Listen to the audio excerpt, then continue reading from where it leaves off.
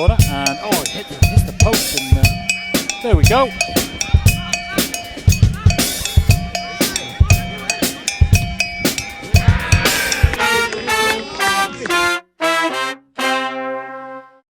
Hello and welcome to the 13th Manx Footy Pod of the 23-24 season. Today I'm joined by Douglas and District Duo, Dave Mathieson. Hello. And Will Gavin. Hello. Welcome in, chaps. As always, I'm joined by Dave Norton. Hello, everyone. Couldn't think of anything funny to introduce you with there. Well, Tom took umbrage with it last week, didn't you? You gave me a good introduction. And I didn't get one, so I'm waiting. All I said was he drinks a lot of coffee. I don't think that's a particularly good intro. I'm expecting something good from me now here. And the man that lives in Moran. I'll take that. That's actually quite good. Hello. And Samson. Hiya. You alright? Good week, everyone? Yeah, it's not been too bad. Sam's so much more enthusiastic when he's the host, isn't he? When he's not the host, he's just there. But when he's the host, he's on it. You know, like when Jermaine Genius is like just sort of a side note on the one show. But then on a Friday, Then he takes it on a on. Friday, Alex isn't there. Yeah, He gets to he step just up. goes into Yeah. it a bit. You started with a poor comparison straight away there. Yeah, that's true. Well, that's where we're at, though. Isn't it? I don't know what Mark Chapman does with his life. On a Sunday night, he hosts Match of the Day 2. The rest of the time, he's just sort of... 5 Live Club on a Monday. Well, there you go. That's more You than must be the only listener to that. No, I don't watch it. A lot of people say, "Oh, you do the podcast, don't you?" Yeah, how do you listen now? For that reason.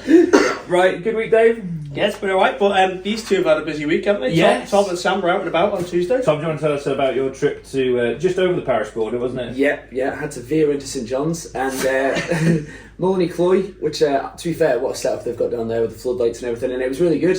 Enjoyed the game. Enjoyed the pasty as well. We gave him a good rating, didn't we? We'll talk about the game first. Oh, okay. The game, yeah. Laxey 4-0. Yeah. So is that the curse exonerated? The podcast. It's been enough time though. I think it's. Dean going to lose on to Saturday. be honest, they haven't That's why we agree, yeah.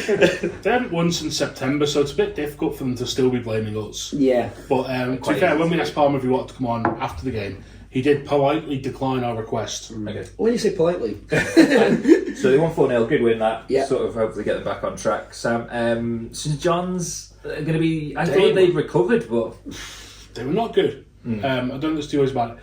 I thought Dean was alright. He was sort of, had a really good run in the first half, and he had nearly caught Glenn Walker from the halfway line. But they were not at all good. No, I don't think Laxey really needed to flex their muscles too hard to get to win 4-0. I think they could have gone up another gear. They've obviously had troubles themselves, haven't they? This whole going for the title thing has kind of collapsed. So Was there a Cam Avery playing? Yeah, he was. Oh, that's why playing. you're there then. Yeah. And they were good though. Laxey, they were strong and. So you spoke to Brody and Adam after the game, as well as you had to catch up with the man, the myth, the legend that is Paul Hatton as well. We did. So that's on our YouTube channel. It's not been released on our audio format, that one, has it? No. So it's a little bit of a special for you. So that's on YouTube now if you want to go and have a look at that. But there was also some scran, wasn't there? There was. Midweek scran. There was midweek scran. How often can you say that about Manx football? And? Rare. Yeah, and it was fantastic. I gave it an 8.5. Sam was still quite critical with 8. What's the best so far you've given? The best I gave was on Saturday. I gave Karen an 8.5 at Corinthians, and I'm going to jump ahead and say we'll put that in now. I promised Dave Norton a treat, and he's getting one. Karen, hello. Hello Sam, how are you today? That's about yourself. Not so bad, thank you. So we do a half-time scram report, but we thought let's pop in before the game Okay. and find out what's on the menu, and then we can review that later. And if it's wonderful, which it will be wonderful. Oh, always. And when it's served with a smile. Who's serving today? Always me. So what have we got? We've got some Cornish pasties and some cheese pasties, and it might be my last box of Greg's sausage rolls. Is this because ShopRite was stocking them? Yes. You see, Tesco's purchases had real-world consequences. Oh, I know. So I don't know. So we're trying to find replacements at the minute between Booker and Birdseye. So we don't know which is the best yet, but we've got those out, so we'll see. That's exclusive for the Manx Footy Pod. Well, we'll see you at half-time, and I think I'm going to say sausage roll today, but... Oh, okay. I'll make sure there's one safe for you, Sam. Ah, brilliant. Cheers, Karen. Thank you. But yeah, so that was Karen. Famous, of course, Manx football. You've got some exclusive news from Karen, though, haven't you? I do, yeah. unfortunately, Tesco's Good job, Dave, sitting down. To be fair. takeover of It's a good job, Dave. unfortunately, Tesco's takeover of ShopRite has had some real world consequences. In that, I've lost my job. no, it's something that people at home care about. In that the sausage rolls at Ballafletcher will no longer be Greg's sausage rolls because Tesco has not continued that agreement. So I think if we all just have a moment's silence while we think of that, Dave, you can do what you want. What's the plan then? They were debating what was going to be the sausage roll of choice. Is there options? Well, apparently so. They could go down the bird's eye route. They could look at Tesco. Bird's eye do a sausage roll? They're just fish fingers, aren't they? No, they do a sausage roll. I didn't know this either, and then I saw it in Tesco. Wow. Did you get a picture? I wish I had them. No, we don't believe you then. But also, pucker pies you can buy on the island, which I think is an opportunity here because chicken balti pies are fantastic. They are good. So, and pucker pies, they're sold on Ireland. So it's time for Moran to up its game time. I think we're around fine. Yeah. I think our food's But let's talk about Scran then. You guys don't have half-time Scran, do you? But We don't have half time. But I saw Hatty tucking into some tremendous post-game Scran at the Pinewood the other week. That was from you guys, wasn't it? Yes. So was it some sort of curry? Yeah, they do loads of stuff, don't Yeah, they? so They do we- curry, chips, rolls, Really pasties. lucky the bakery will give what's left. when I come to the pub, and then the Chinese around the corner will give us a curry and chips. That's We'll unreal. probably get like 3 teams down, 4 teams, because the away teams might stay, and then the This is like an advert to join D&D. Yeah. Right, let's talk about D&D then, Dave. We've had an absolute shed load of questions this week, haven't we? We have. Your sack is full. Well, Tis the season. it's been a while. Only comes on to you. Santa. Santa, what do you think we're talking about here? Right, I hate to remind you every week, I have to edit. Right, we start off with Hatty, who you've already mentioned, an absolute legend of a man. First question's for you, Will. Despite a promising pre-season, why hasn't Gav Ball not reflected in the results this season? And he's also he's quite keen to have Gav Ball entered into the Manx Footy Podcast dictionary. He's described it as when Will Gavin looks to implement his footballing philosophy onto the squad, which will also involve tantrums and fallouts amongst the players. So there you go. I'm okay with it. Yeah, definitely the last part. Yeah. Those last 2 weeks are very, very true. Yeah, I'd say pre-season went really, really well, and we signed, I'd say, over like 12 players. So Standard D&D, some of that. Standard, yeah. We lost about 4, so we got loads in. And then after the first game, we just had, I think we had 4 injuries. We had unfortunate Danny breaking his leg in the first game, and then we had everyone, when the season started, decided to have all their holidays when the schools were open as well, so that didn't make sense. And then we just had a lot of injuries, so which was a bit of a So you're getting back, so obviously you got the win last week against Pulley, and the Pinewood Derby, as Mr. Turton, not that one, has coined it, so a good win last week. Yeah, hopefully the start. When it was the closest we've been able to pick like the same 11 in like 2-3 weeks in a row. We had another 2 injuries which changed the team a little bit, but we had most of our back four and our keeper play, and most of our midfield and our strikers playing. So a bit of consistency, which was good. So because we're trying to change, we've been in and there about most stuff. Like we're always the team who pick up points against the bigger ones. What do we say, Dave?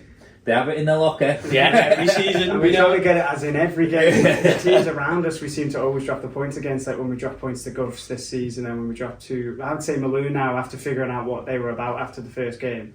But I would say we're trying to get rid of the idea we used to have, and we're trying to change with new players as well. We have a theme, don't we, where we sign loads of players and they'll go, I haven't played football in about 5 years, but they're only 18, so it's like, well, you haven't really played football, have you? So we have a big theme of that, yeah. So. Yeah, there's been, obviously, pre-season I'll do a lot of social media posts saying we've signed this player, who, and I'll say, have you played Freyland before? And they're like, oh yeah, Colby. I'm like, all right, okay, first team Combi. They're like, oh no, under 12.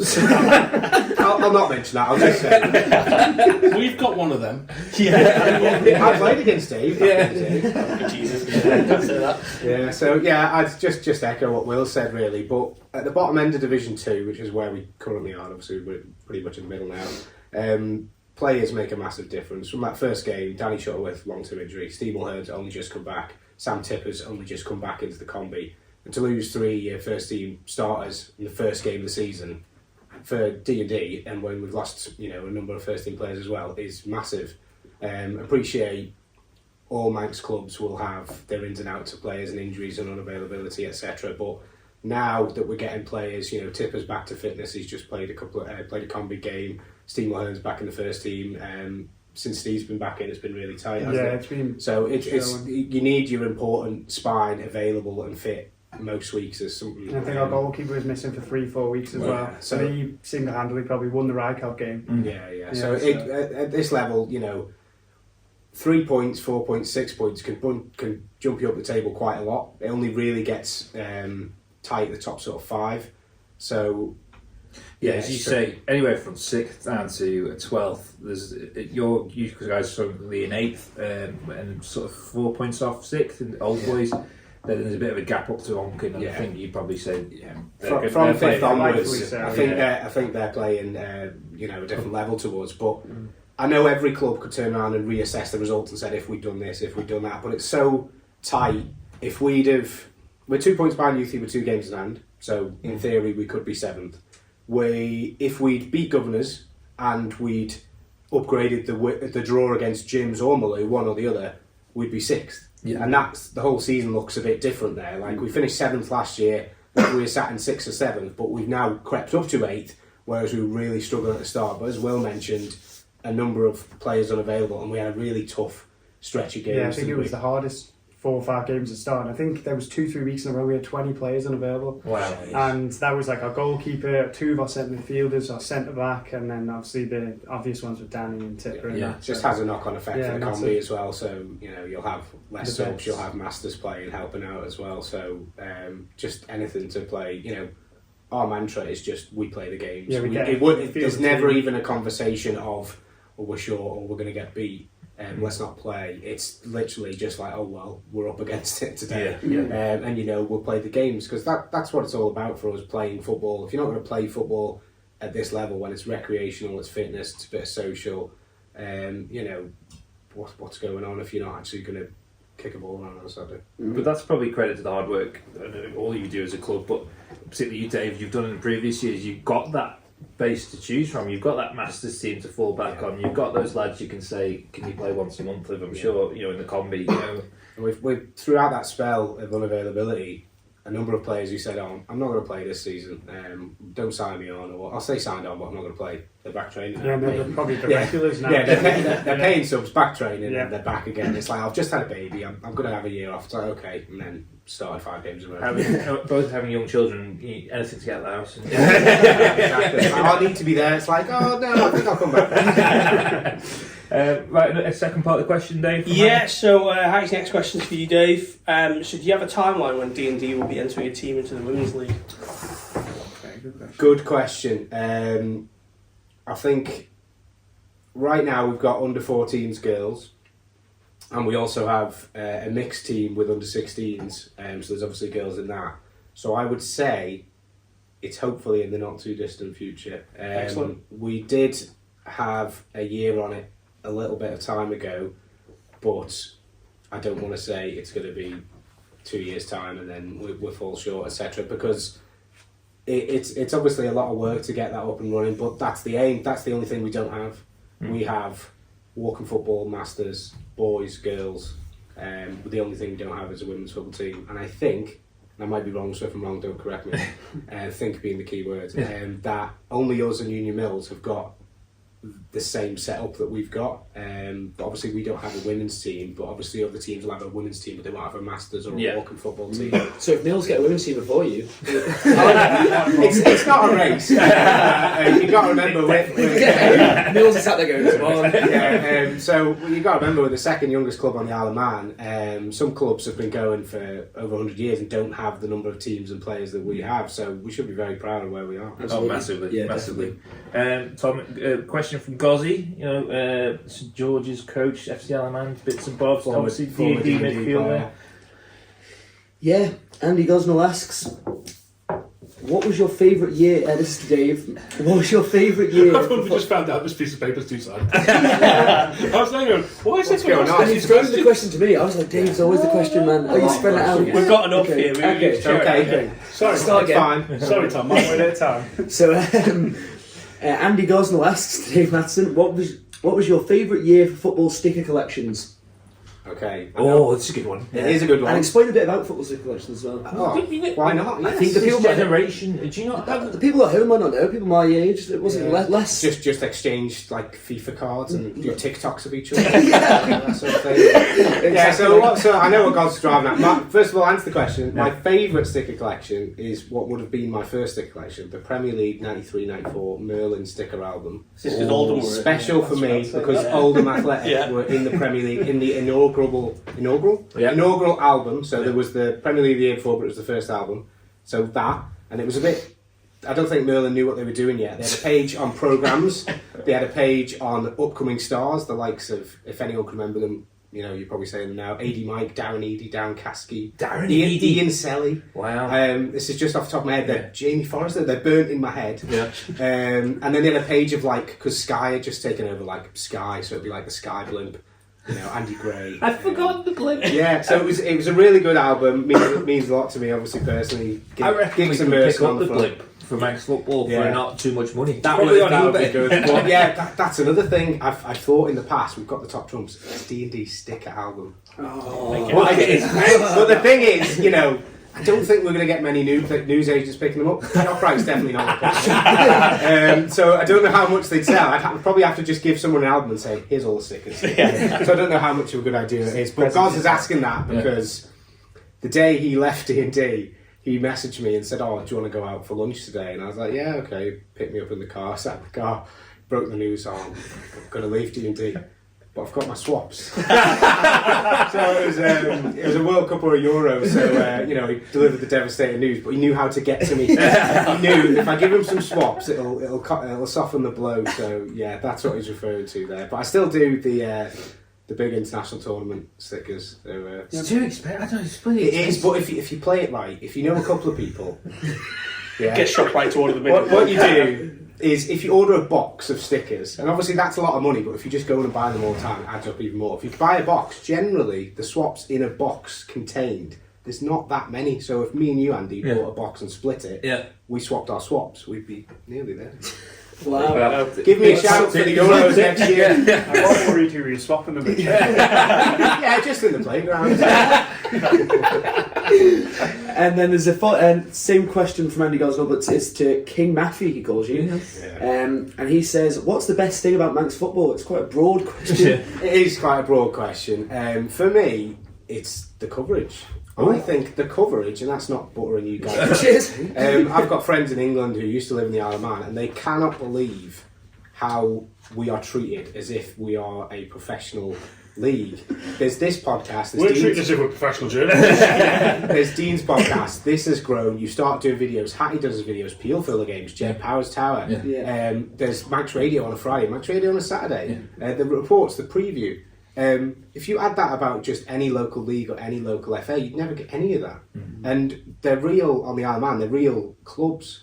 So I know friends who play football in England and it's just a team and it's just they don't have a base. And we've played sides across when we've been on tour and we drive to the change rooms 5-10 minutes. There's just, you get a kit on, you play, there's not that much camaraderie that we get over here. So for me, it's the bigger picture, you know, the back page of the papers, the preview you do, all the work that everyone puts into this game to highlight it is mad for the level we're at. I couldn't agree more. As you said about the clubs, like you see teams in the UK, I remember getting asked to play in Chester, just some local sides. It doesn't feel like you're almost playing for a proper club. No. But as you say, these clubs are like on the island, they've got history, they've got like for example, the stands. Man, you go down to Ballafletcher with music on, you feel like a professional footballer walking down those stairs. We played in Leeds once, and there was like a big drain pipe all the way through the pitch. They're like just sort of poking up a little bit, and you could see the bump. And that's after we drove to our changing rooms and stuff like that. And it's, you know, the opposition are like,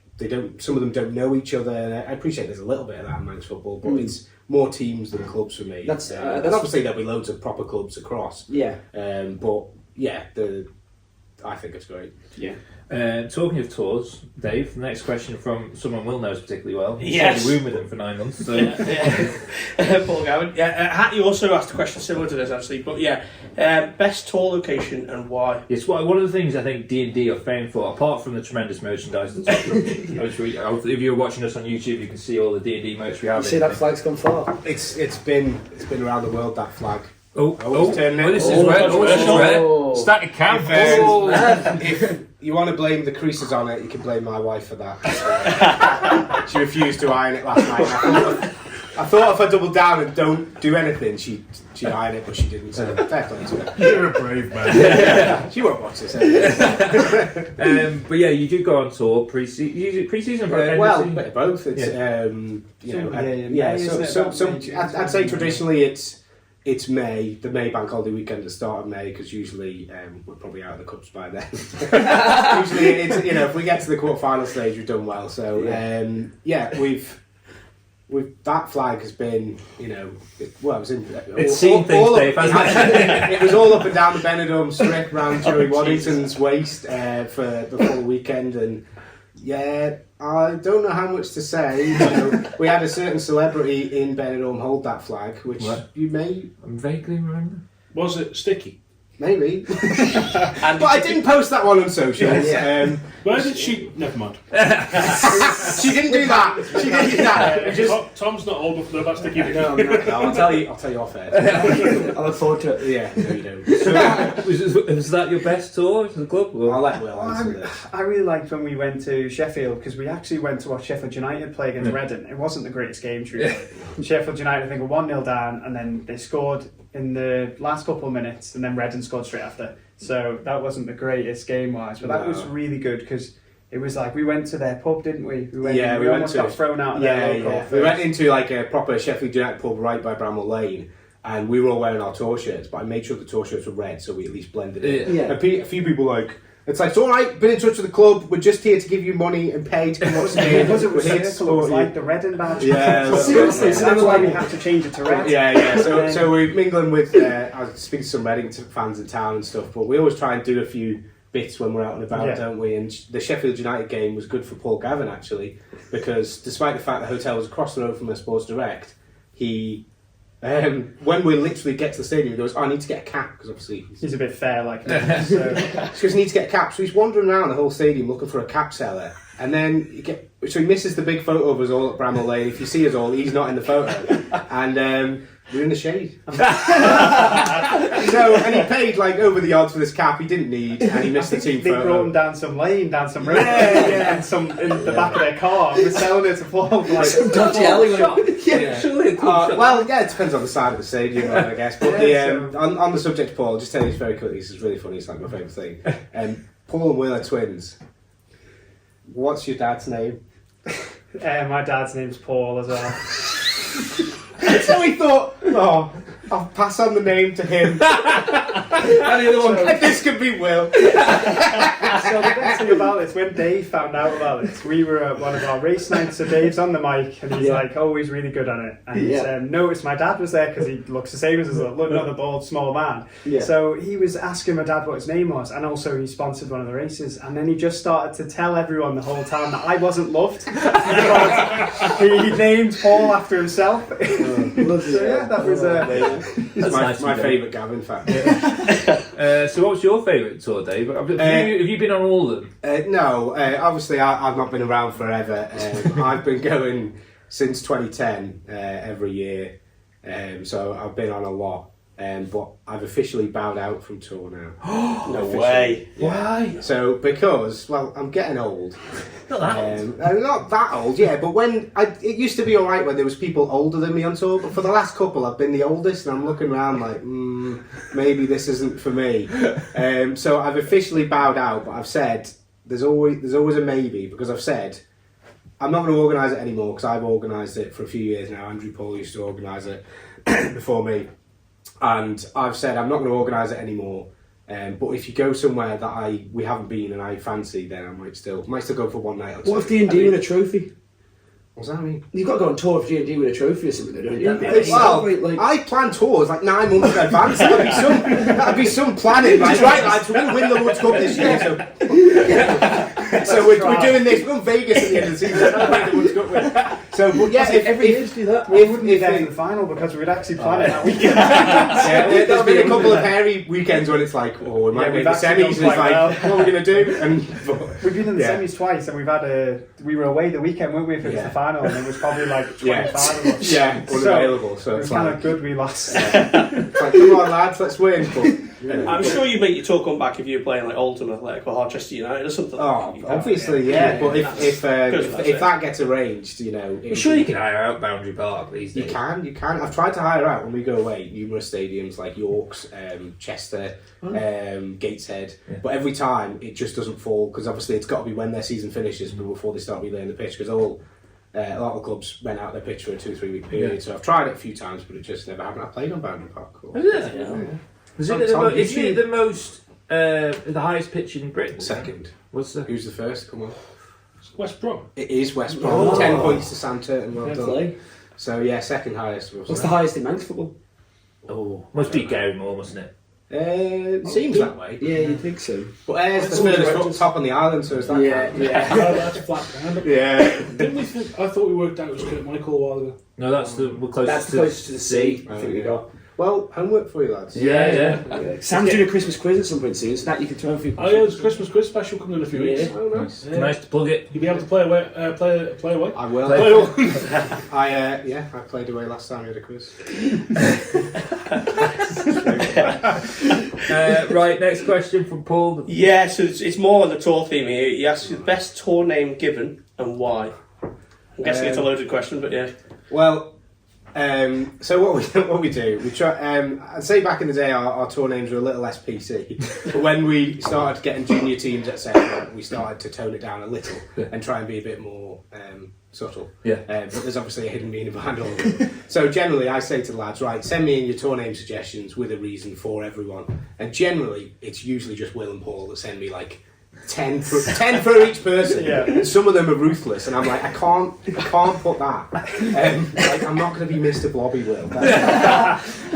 So Will and Paul are tour name experts. We a load of lads send a few in as well, but they send in absolutely bucket loads, which is brilliant. It helps my job sorting out all the shirts. So I don't tend to tell them their tour name until we get there and I give out the shirt, and everyone, it's a bit of a ceremony. We all have a good laugh. So who's your favourite? My favourite is Cameron's dad. That's my Cameron's favourite. dad, yeah. So we have player Stephen Mulhern, centre midfielder, and we also have a player Daniel Kinley. So Kinley's been at the club for like 12 years and Steve's been about 10. So Kinley's got a young lad now, he must be about 10 years old. And when he was really young, he kept running on the pitch and going, "Daddy, Daddy," to Steve.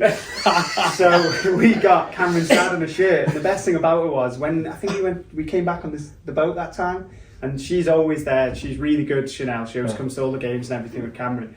And he obviously ran up to Steve again when he came off the boat while he had the shirt on. Cameron's dad. So that's my favourite. That is good. Yeah. Trying to think. He's trying to think one that's. Trying to think of some good ones that are. This year, what was yours this year? We just got. Mine was Voldemort for obvious reasons. I've had like Lego Head and Hulk and all sorts. We had Jacob. Oh, Randy Marsh this year. Randy Marsh, yes. And I'll explain that.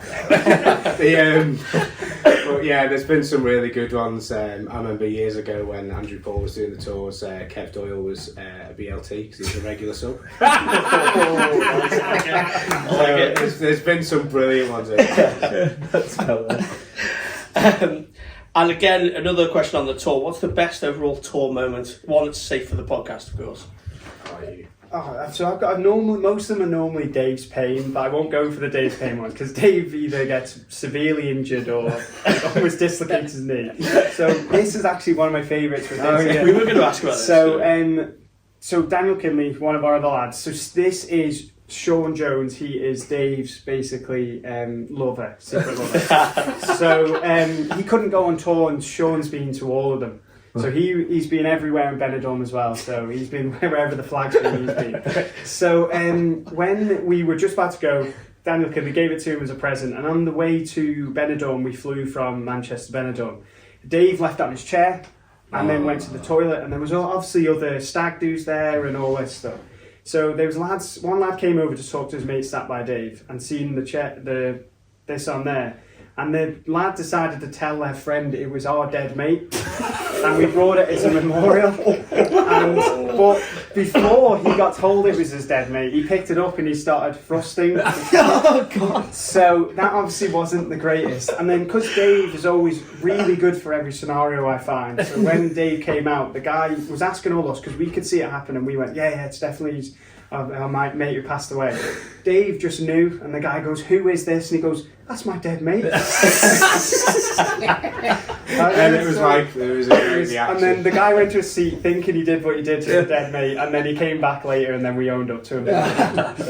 But then one of the other ones, which is probably the safer one, would be Dave's known for his sponge knees. So Dave's got really bad knees, and if ever Steve Mulhern says anything to you, you take it a bit with heart if it's because he's always like a well-spoken bloke.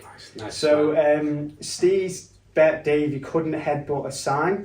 It wasn't quite that. Well, header a sign. Yeah, it was a high sign. Header I think a he sign. actually mentioned it last time as Yeah, well. I do remember that as well. And Yeah. instead of headering it forwards, Dave tried the backwards flick instead, and had a lovely split across Didn't the try side of it, his that head, is what and happened. then fell into one of the lads. And when he fell into him, he covered him in a lovely bit of blood in his white shirt. Yeah, it was horrific, to be And honest. there's a lovely photo of Dave, looks like he's on his deathbed, where the lads have a timer next to him, and he has his hands folded in the blanket the whole year. Yeah, it was a tough time, but that was only day 2. So We still have that I 2 more didn't days. want to be a bother, so we had another night out after that. But I had to just work around the blood in my hair. But then when I got home, I got my wife to wash my hair, and she was like, "Oh my god, it was this giant." So to get a stitch? Nah, just. And when I got my hair cut at Unit 5, a few weeks later, they were like, "Oh my god, what's this on your head?" I was like, "Oh, don't worry about it." They don't mention it anymore. I think they mentioned it for the first 2 or 3 times. The scars heal. Got used to it. Amazing. Right, Dave, next last question for Paul. Right, well, this is on the Top Trumps thing. Yes, do you want to show it to the camera, guys? This is Will's set. Will always has his with him. Top trumps. So. Well, you had yours in the Pinewood as well. That's only because I knew you were coming. And Yeah. you pre-announced it, so I was like, "I'll bring it there." Yeah. So Paul asked, what do you guys think of a team of the season Top Trumps for the second division? So I presume he's like Division 2. You compile your team of the season. Yeah. and Alright, give him okay. top trumps. That sounds like a job for Hatty. Yeah, that does sound like a job, Yeah, that sounds great. But I'm not gonna put a load of Michael and Castletown players together. Hiya, mate, it's Dave. You don't know me. What position do you play? How would you rate yourself? So it sounds like a great idea, but I've heard Tom mentioned they'd start talking about it. And a few Yeah, other it's people- got to be done, I think. A few other people have mentioned it, and it seems to have gone down really well. So I think you should share the link to the people that do it on your. On So I had I was in the toy shop at Tynwell Mills, and I just saw they had all the Top Trumps in like one of the wooden cardboard stands. There was like a My Top Trumps QR code, and it was like a light bulb when I saw it. I was like, I could do that for TNT. And it started. The thing is, it's a lot easier for you to do because you've got all the stats there already, don't you? And none of it's like debatable, so it's not like shooting or people like hire like Ben Hall because he scores a lot of corners directly. He's like, is there a stat on there for direct corners? I'm like, no. I was like, I'm not having you as 20, and then everyone else is 0. Direct corners. And like people asking me, what about penalties? I'm like, no, it's stuff that's like definitive, Exactly. goals, appearances, awards. No one can argue. This is the thing that we've thought about it, and we've thought appearances we wouldn't know. Like goals. Goals, I think individuals would know them, but they'd add a few on. Yeah. That's the Surely issue. with you, it'd be like Bard from the Crosby. Yeah, that'd be a lot of them. There'd be plenty of them. They know all about what they drink and stuff like that, but the football side of it, the goals and stuff, I'm not Monkey sure. brains, that'd be good on Facebook. Monkey brains, yeah. How many But monkey do you know brains? how many monkey Yeah, brains? that's actually a stat we didn't know. That's actually, Yeah, we keep that in a spreadsheet. They're actually on our Wikipedia page, never mind the goals and stuff. Yeah. So the Top Trumps, they've gone down well. We brought them out for our coach trip the other week. I mentioned it when we met down the Pinewood the other week. I got them for like a little bit of a laugh on social events, and we did like a play your cards right, higher or lower. on there, and like honestly, the lads were gripped. As soon as I got them out and suggested it, it was like right bang. Got like Will wasn't there because he's away. He paid for a load of shots, and they ended up basically being the top trump shots. So it's like they all got put on this snooker table at the Ginger, and then we're all like right. And everyone, you know, when you draw yourself and you lose because you draw yourself, it's, you know, a special feeling. But yeah, it was. And the lads had such a laugh. We get to the next pub and it'd be like, you get the top trumps out. That coach tour, you went via Crosby, didn't you? We did. So where did you go in the end? All the way around? TT course? I went to Tynwald after that. Yeah. Then we went to Peel, went to the Creek. There was the what was it? How you went there? It was the half moon. What was the thing? You guys are journalists. It was like the crescent moon or something happened a few weeks ago. No, it's not sport, I suppose. So anyway, it happened anyway, and somebody explained it to me outside the pub. So then I had a few pints and I'd explain it. Oh, you actually mean the moon? I thought you were talking about No. There was like something that happened. And I thought There was the blue moon.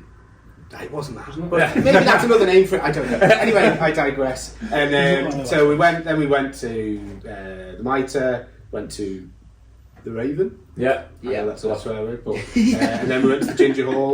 Went to Ramsey. Back to Douglas. So That's a big itinerary. See, that's it was. But do you think things like that and the tours you do and stuff? Do you think that keeps people involved? Like I know there's some clubs struggle with players and stuff now. How do you think it is? People almost like try and almost blame the FA. I think we've discussed before about teams having less players and stuff like that. Maybe they're not promoting football as much. But I do think it is down to individual clubs, and you guys are not struggling for numbers because of all the things you do. Do you think that makes a big part? It does, yeah. When I started as secretary a long time ago, I was a Combi regular, occasional first team if they're short, and I was never going to impact the club, and make us do anything on, score a goal in the cup final, etc. So, but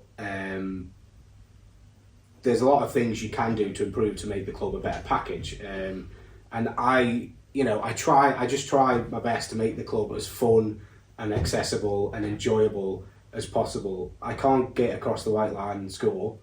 Well, I can, but they don't. Will doesn't pick me. But so if I can make us wear nice kits, we wear all nice gear. We go away once a year. We've got great social events. We've got top trumps. Yeah. We've got I try and recognise different facets of the club. We do a team of the week with all the juniors and stuff like that. Anything we can to try and make this a better package will keep players and bring players in. So that's the best we can do, really. So That's very impressive. Yeah. We do two more as well. We do a golf night in the first, normally the first game of the season, and then we do a horse race night, which is good, and because we always try to the subs aren't particularly too high, and then we try to raise as much money as we can. We do raise quite a lot. Need a million. That always brings the money in. Seemingly. You're cooking the books at the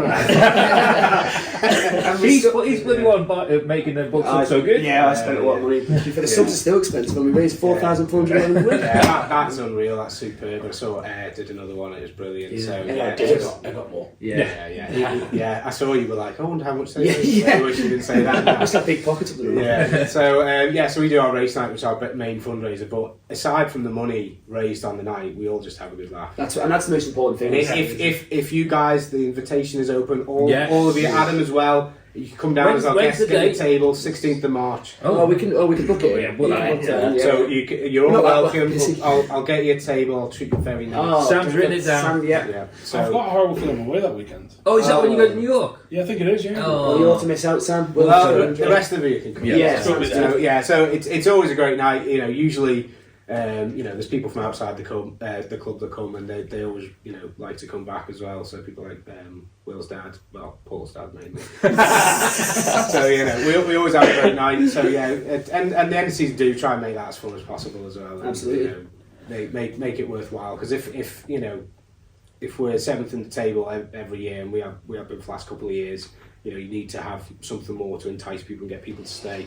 Because if I've known clubs in the past not having end of season do, and training gets cancelled because they're not got enough numbers. And you've just got to try and it's all down to people, isn't it? Yeah. What people do and what people can do. Definitely. Next question, Dave. Well, Tom, do you want to take this one? Yeah, I can do. For Aaron Delaney? Yeah. Aaron asks, question for Dave the Legend, he describes you as. What are your future plans for D&D?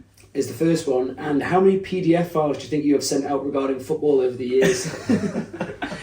I'll answer the second one first. Loads. I'll have a PDF because outside of D&D, I like to be as organised as I can. You know, my mantra is, you know, fail to prepare, prepare to fail. And if you can do the best preparation to make sure, because the last thing I like, the biggest thing I hate is like going away for a trip away or a stag do or a night out. And it's like, where are we going next? Like, I don't know, what do you reckon? It's like, you can't have 30 people all just going, what do you reckon? You go here. It's like, so we're about to get the boat or fly, and Dave will give you the PDF printed first before he gives you your ticket. And I'll make sure when we go on tour, I'll make sure they've all read it and signed off and said, I've read that. Because what happens is we get away and they're like, we'll go to a nightclub and they'll walk out in like trainers and a t-shirt, and I'm like, the PDF says the nightclub that we booked says we need collared shirt shoes, and they're like, I didn't bring that. I'm like, well, it's on the PDF, so why didn't you bring it? And it's like, make sure you bring this, make sure you bring that, and you know, because you have to baby them, don't you? Yeah. You really do. He'll actually do like almost a pop quiz on it. So we're on because sometimes we'll be getting the coach for 3 hours, and he'd be like, shout someone's name and go, what time are we at this thing? No, looking at the PDF, and he'd be like, you're panicking, trying to remember what time. I just hate pointless conversation for the sake of pointless conversation. I hate it at school when you'd be in a lesson, and we were at school together. It'd be June, and people go, have we got PE next, Dave? And I go, it's June, and you've got your PE kit in your bag. Why are you asking me? We have it every Friday. And it's like, if you want to just talk to me, just talk about something else. So it's like the PDF, but like, are we at a hotel tonight? It's like, yes, it's on the PDF. D&D sounds like a school revising. Yeah, people love it and hate it. They like to be ruled and they like to be told what to do. Yeah. Because you know, organised fun is always the best kind of thing. Sometimes there's unscheduled fun, which is in the schedule. So going back to what Aaron said, goes back to a little bit what I said earlier. It's all about people. I might have aspirations of doing this, that and the other with D&D, but if our whole team up sticks and our coaching staff and our junior coaches and junior players, because it's a moving target from year to year, all we've got to try and do is, for me, it's always improve one way or another, whether that be adding more teams, adding more players, improve positions, improve points, and that's what it is for me. Ultimately, I would love to see us get promoted, win a trophy, but we're now seeing the fruits of our labour. We've got young lads who's coming through the youth team, which we set up, it would have been 11 years ago now, with Gars and Richie Brand, Bowers, etc.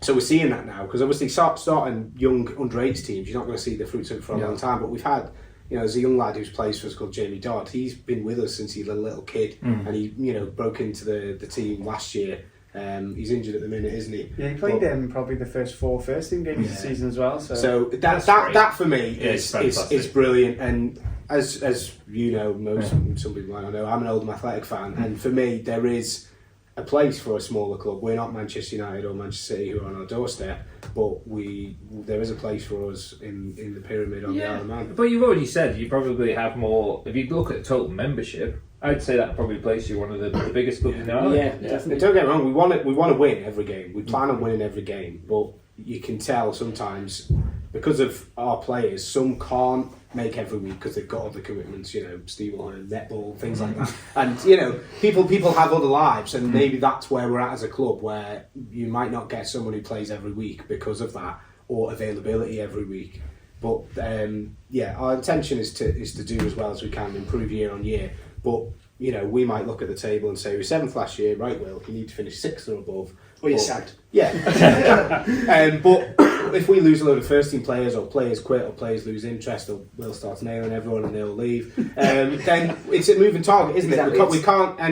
We can't fire and hire and buy in players like in the professional game. Yeah. So you've just got to deal with what you got. Exactly. It's hard to say where you want the club to go because you don't know anything could happen. Yeah. That's I want the club to win every competition, and win every game. But I appreciate right now that might not happen. Yeah. But who knows what will happen in the future? But as long as everyone's still playing football and everyone getting together socially, we've had some great memories over the years. People who've joined and met at the club have ended up moving in together and creating friendships and partnerships, etc. It's brilliant to see.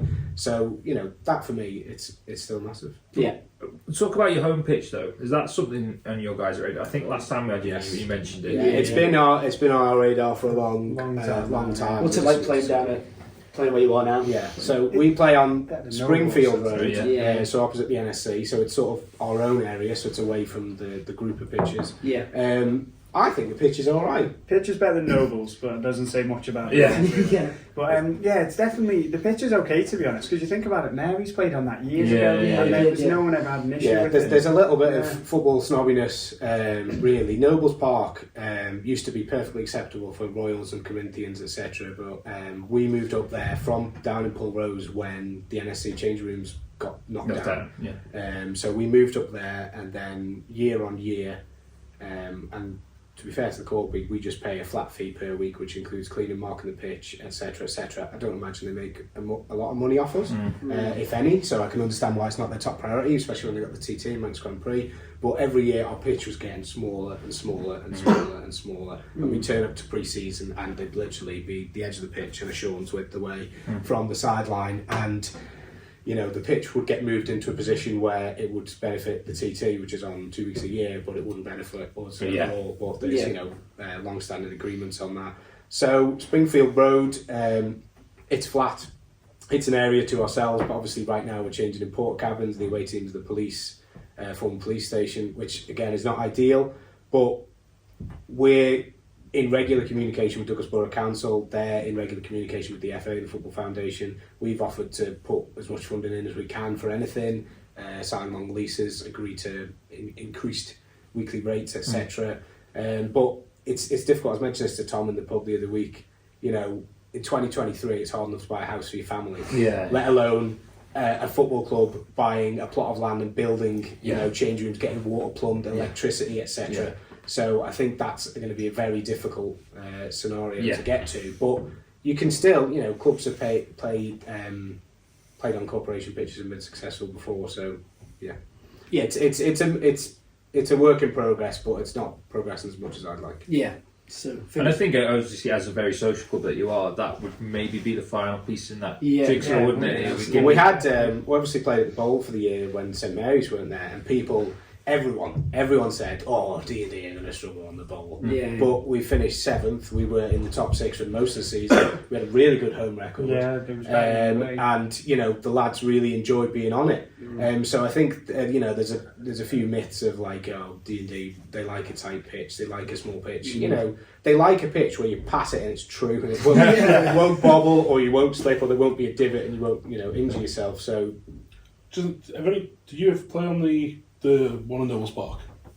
Which one? No, the top super pitches at Nobles Park. What Dafka and Pulley play? No, Nobles Park. Nobles Park. No, I played against D&D on the pitch that I felt was something else. That pitch. You take a throw in, and you'd somehow end up on the pitch. You could step into the box from the side. It was like, because they put like that sort of fake road in, didn't they? Wasn't there trees? The trees were more on the other side. Clear the ball and get stuck in the tree. That road got put in, and as I say, it's been the pitch from when we started at Nobles compared to what it was when we've left Nobles. And as much as we've left Nobles, we've not officially left Nobles, because we've said to the Corby, look, if we're not included in plans, or there's not like 6 changing rooms down in Pulrose when they eventually it comes through and gets built, you know, we'll still need somewhere to play, etc. But that's a conversation for down the line. Yeah, but it's a shame because the Nobles changing room's lovely, isn't it? And it's really good. If it's a bit of a walk away from your pitch, wasn't it? A little bit, but it's similar now. To be honest, when I joined D&D, we used to change the NSC change room block and drive to the pitch. Where was this NSC change room block? So you know where the NSC track is, and then there's the entrance to the bowl. So that gate, there used to be a change room block there. So us at St Mary's used to get changed there, and then that got knocked down, and then luckily it coincided with Corinthians and Royals vacating Nobles. So otherwise we'd have been tough. What was worse, playing on that old Nobles Park pitch or Union Mills' old pitch? You remember that one? I cannot. What? The old one by the hospital. Oh, yeah, with the drain pipes and stuff like that. I scored a few screamers. Back in the day, I used to play for Union Mills in the 16s as well. They've got some Celtic now as well, don't they? Up there on Saturday. I didn't mind it up there. It was good up there up at by when it was at Nobles Hospital. So I've got some good memories there. And now they're going to beat you against get a women's team, aren't they? If they do, good luck to them. Next question for Will, Dave. Yeah, so Aaron's other question for you, Will. How are you finding the step up from playing to managing?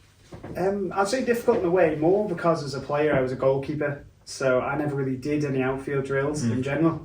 So we were really lucky when we had like Aaron, Rick, Sparks, Dosser. They would just let the goalkeepers just do what they needed to do, and then we joined in the games. So I'm trying to explain football drills when I wouldn't say I don't know what I'm talking about. I just not from experience. But I'd say I'm struggling with it a little bit in the management side because they're all my mates as well. So, but I'm really enjoying it, really enjoying it. So I'd say the start was a bit of a struggle. First game was bathtubs with fire. Like best mate broke his leg.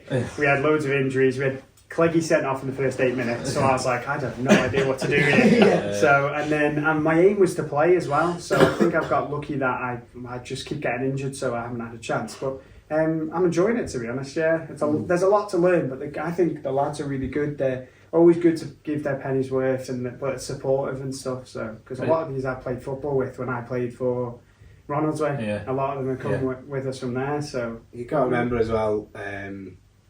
Will stepped up here, so we owe a massive debt, and this often happens. You know, someone steps down at the end of the season, and you need a new first team manager. And for a while, it was like, need a new first team manager. Anyone would be first team manager? And then it's like committee will meet. It's like, who do you think we should have as first team manager? I'll ask these 8 people. All of them say no, and then you're like, okay, and you're starting to have to think outside the box. And then when it was, I actually arranged a players meeting because we're all in this together. As much as I'm on the committee and he's the manager, and Stephen Mulhern is a player. We all want the same thing. So his input's just as valuable as mine. So I arranged a players meeting and said, right, could all of the first team regular players, we're going to meet at the C terminal, have a chat and just thrash it out and come up with some ideas, think about it. And Will contacted me just before that and said, I've been thinking about it, and I put my name forward, first team manager, and I was like, well, if you would, I'd back you. So that before the meeting, and then we just explained to the players at the meeting and said, because the manager's appointed by the committee, not the players or a vote or whatever. So, but we wanted to make sure the players were on board, and they were. And we had a good chat, didn't we? Because I even spoke to the goalkeepers. I made sure that I was like, "You's okay me being the manager?" Because I'm gonna pick myself. So thanks to Will and anyone who's done any kind of jobs. That we're all volunteers at the end of the day, and all appreciate everyone's time. So, how time consuming have you found it though? Obviously, you got the 90 minutes or more than 90 minutes on a Saturday. Do you train once a week, twice a week? Yeah, we do the main training on a Wednesday. We do the main training on Wednesday. We do 5-7 on Monday. It's took up a bit more time. I would plan the training on the Wednesday, and then I'll do the training plan the training on the Tuesday, do the training on the Wednesday. And then I think it's maybe me as a person though, and I'll be sat up all Friday trying to figure out what I'm going to do the next day. And then I go up early because as a player I would always like turning up, and I didn't have to do anything when I just concentrate on playing football. So I do that. But yeah, it's time consuming, but I think it's given me appreciation of what a manager would do, because I probably wasn't, I would say as a player, I probably was a nightmare. I think I was an absolute nightmare. Dave can probably vouch for that. I was probably a bit of a nightmare. But it's definitely time consuming. But because I still I coached kids a couple of years ago, but then I stopped doing that. I just didn't really enjoy it because I thought the parents were a bit of a nightmare. So that's why I was like, no, didn't enjoy that. So I'm still going through the stage of getting my coaching badge as well. So it's very, very fresh to me. And that's quite time consuming now. Massively. The webinars and and I've started a new job recently as well, so it's like a mix of that. So I did both. Don't rub it in, Will. You'll have a new one soon. Right, next question. Sam, do you want to take this one from the tweets, Dan Robson's? Yeah, sure. Dave, if you had to pick between Oldham and D&D to win a trophy, which would it be? I'm very unlucky in football. I appreciate football as swings and roundabouts, and everyone has the good spells and bad spells. But I'm an Oldham Athletic fan, and since I've supported them, they've been relegated 3 times. Been in playoff semi-finals twice. Not been to the new Wembley. So basically, I've had nothing for Oldham apart from the odd FA Cup win. And it's the same for D&D. And to top things off, it's the same for England. It's a tricky question. And the cancelled Dream Team. I think for the sake, and the cancelled Dream Team. Well, at least they used to win everything. That was my escape. So I think for the purpose of this podcast, I'll have to say D&D Oh, because I think it would mean a lot more. So when you're on your to the Oldham people one there. next week, Well, I've been on Oldham ones in the past, so if that got tasked on there, it's Oldham. But Oldham are on the way up now. The tide has turned, and we're going to win the playoffs. Now, he's also asked you to name your all-time D&D best 11. Now, I'm guessing is that. Can you do this off the top of your head? No. So exactly. So But you know me, Andy. Yeah. I'm a very organised guy. I like questions, to know the questions, so I can think about them, and something like that. I'd like to think about. I feel like there's something that you could maybe put out on your social media. Yeah. I And could tag do. us. Tag us. Think of it. Give us some thought. And tag Yeah, us. why not? I'll think I of friend my. quite a lot of the people you call friends. Yeah, by not well, including them in that. this is what it'll be, won't it? So I'll do that for you, Dan. So thanks for that. Dave, from Sam's distant relation, we have a question, don't we? Yeah, Dean Turton over on Pro Footy. Again, another question for you, this Dave. As you said, he was down at your game last week. Yes, controversially. What's the club's stance on female fans sacrificing their own children to protect themselves from match balls exiting the field of play? I'm going to assume this isn't like a Temple of Doom situation. Is this Paul Cameron again? No, it wasn't actually, but Cameron gets in some scrapes on the side of the pitch. I'm pretty sure my brother landed on him after challenging for a header. Yeah, over the years he's been he's poor, wiped out and hit, and we had this great incident at Foxdale a few years ago. Great. It might have been last year even, or the year before, and he was walking around, had no shoes on, the grass was all wet, and he's like, "Oh, I want some food," and his mum's like, "No, you'll get food when we get home, the old, we've got food at home." Yeah. And he's just stood there all mopey, so I just get my phone out and I'm like, click. Because he's just there, like, with no shoes. And he's like, and he comes up to me, like, joking, he's like, "Dave, can you buy me some shoes?" So, what was that? Dean Turton, yeah. So I think what he's referring to, and I don't know whether he's slightly misseen it or based on conversation we've had, or maybe it did happen. I think it's Sam Tipper's wife, Chelsea. Yeah. Their son, is it Hugo? I think it was Toby. Oh yeah, it was Toby. Yeah. So the ball was coming over, and it was. I thought she got hit, but or the child got hit by the ball, like pinned off the side of the pitch. And there was some conversation about getting Toby and whipping him, getting him to overhead. To be honest, from what I seen, she had him by the hand and picked him up and held him for herself. But then she dropped him on the ground, and then it took a while, and then Tipper about 5 minutes later, so my dad came over and picked him off the floor. So I was like, "You okay?" And Tipper was just stood there not doing anything, and he's like, "No, they're fine." So I don't know if I missaw it or Will missaw it or whatever, but that's what Dean's referring to. So yeah, that was fun. Super. Last question, Sam. Sorry, Sam. I'm Tom. You're Tom. Yeah. Sam's over there. It's from Jack Corran. Corran? Corran, yeah. And he says, "Could you ask Dave who the best Gavin is?" Oh. Can I count Bam? Yeah, of course. Yeah. Bam. He's my favourite Gavin. Although he's officially not a Gavin, he's my stepbrother. My stepbrother, who played for D&D as well. He did, lowest maintenance of the Gavins. So yeah, I'd say that. So yeah, I'll be controversial and say not Paul or Will, despite all the efforts. Michael, Sarah. Well, maybe Sarah. Let's go Sarah. But yeah, there's a lot of brothers knocking around in Manx football, isn't there? We've got Brian Tongue and Henry Tongue, and I always tell them my favourite tongue's their sister Shirley. So That's how we retain people. It's all about player management. Treating me. So yeah, I'll go for Bam. He's a good lad, and he was no trouble. And the Tweedledee. Which was a tour name one year. Yeah, that was good. Has Sean never been tempted to sign him? So he's probably been down the last 3 pre-seasons, and he always teases us and then doesn't join. And he's always like, "I'll play with my brothers, and he doesn't. There's always a qualifying criteria, right? And it changes every year. It's like, if you're not Nobles Park, I'll join. We're on the bowl. If it wasn't the bowl, join's like Springfield Road. It's like, when I turn this age, I'll join. And Sean, if you're watching, it's going to happen one day. Where's he? Is he playing this So season? Sean, I think he signed up for Laxey, but he's waiting to have an operation on his meniscus and his knee. So because my brother Paul played with Sean, so they both played at Laxey. Yeah, so Paul had a season away from D&D and had to come back. He missed They it, all come so. back.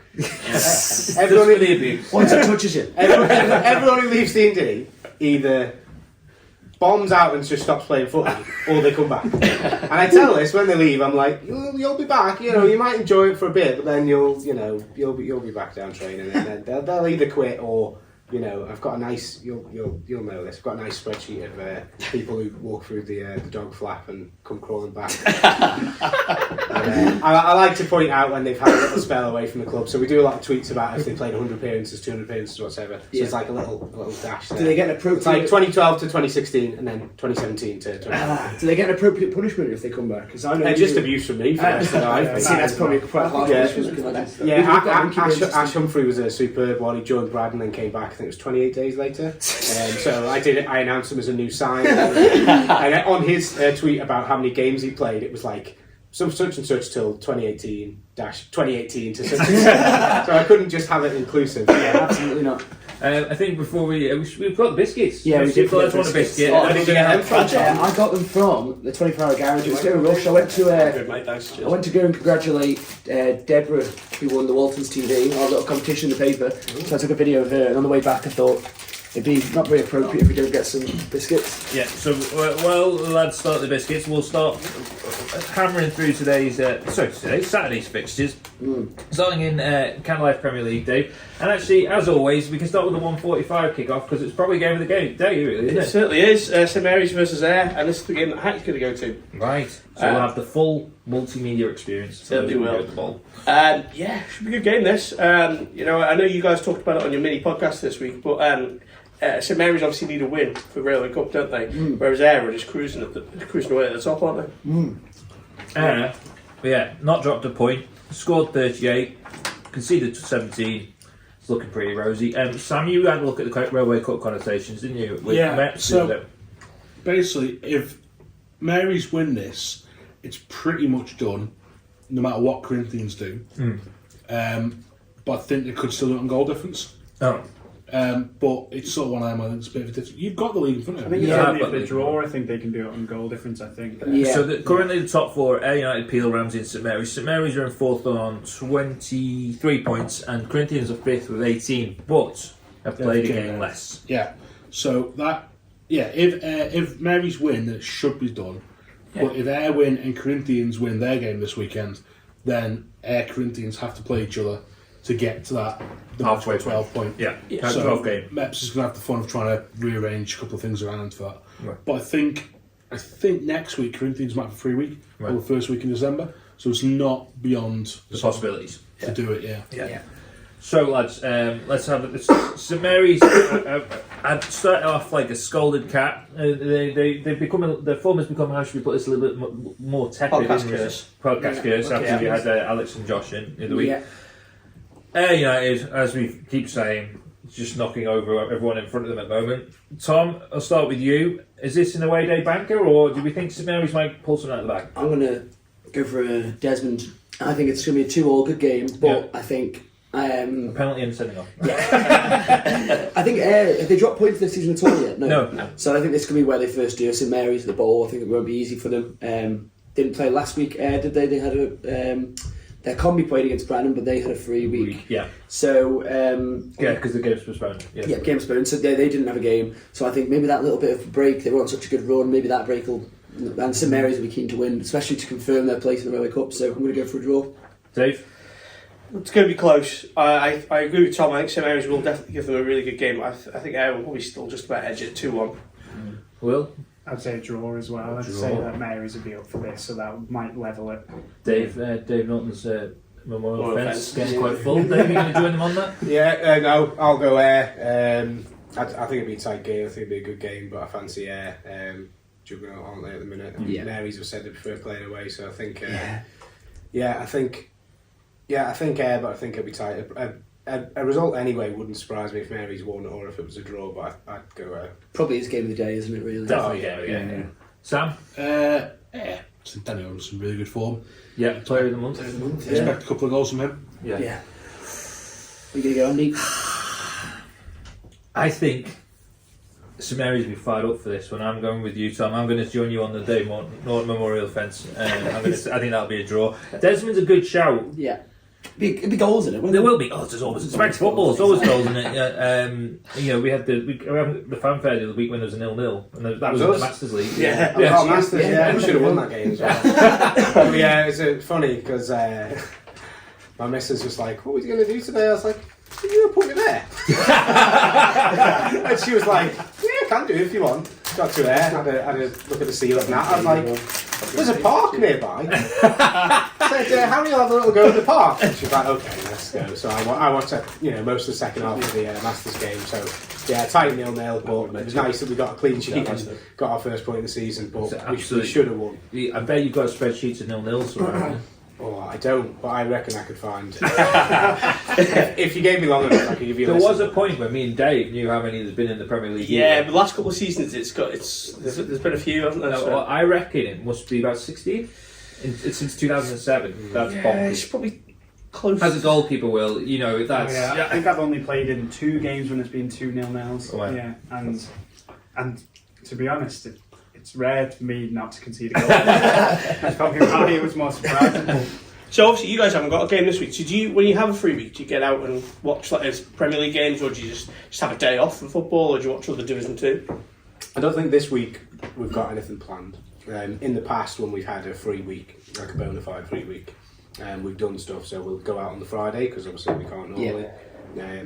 We've done stuff like pub crawls in the day. We've done like Laser Mayhem, got all the juniors down and things like that. So we do try and do stuff. There's nothing planned for this week. So I guess there'll be some people who are out and about watching local games, and some people enjoying their time off with their families. We'll be out scouting next week. Following week's opponent. Right. Next, we'll go to Glen Country Road, Dave, because St George's take on Russian, and this would have been potentially game of the day maybe 3 or 4 seasons ago. Now, it's fair to say both are having a tough time this year. Russian have turned the corner, it has to be said, in recent weeks. I'm probably going to this fixture as favourites, particularly, and this probably would have been unheard of only 2 or 3 seasons ago. St George's have only won 1 game at home this season. Yeah, and I think obviously player availability is an issue, isn't it? And we don't know. We had a cracking interview with Bassey the other week, which was another week's podcast, and he was very honest about it, wasn't he? Yeah, and I think it's a shame because obviously they've had such a successful period and they're just in that sort of transition at the moment. If they can put a team out, this will be competitive. It should be a good game. As you say, Russian have turned the corner though. They beat Braddon 4-0 last week, I think. Yeah. They did have Mikey Williams in that playing, so obviously with FC Alaman in action this weekend, they probably won't. So it might be a little bit even, but tight game. I'm going to go for a Russian win. Big Ron got the hat trick last week. Aaron Hawley, he seems to be he's their go-to man, isn't he? Like he played centre back the last couple of seasons, and they've shoved him back up front, and he's in the goals. Yeah, what do they say? Class is permanent, don't they? That's it. I think he's only maybe level on goals or 1 behind Danny Oram at the top of the goal boot at the moment. So he's absolutely flying. Good on you, Ron. Tom, where do we think the points will go in this one? Do you think this will be an away win? Away win, Russian win it. Taking points back down. Yeah, I think it'd be comfortable. Will?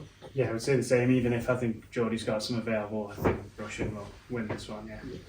So again, Russian away for me. I think it'll be comfortable. Big Ron though, former Harchester manager. My ears pricked up there. you can't go renaming other people. Big Ron, he'd be fuming. Ron, Aaron's known as Ron. That's his Twitter. Yeah, Ron Hawley. Yeah, there you go. Yeah. Do Ron. Would you want to be associated with Big Ron anymore? Maybe. Well, maybe not. Maybe change it to it.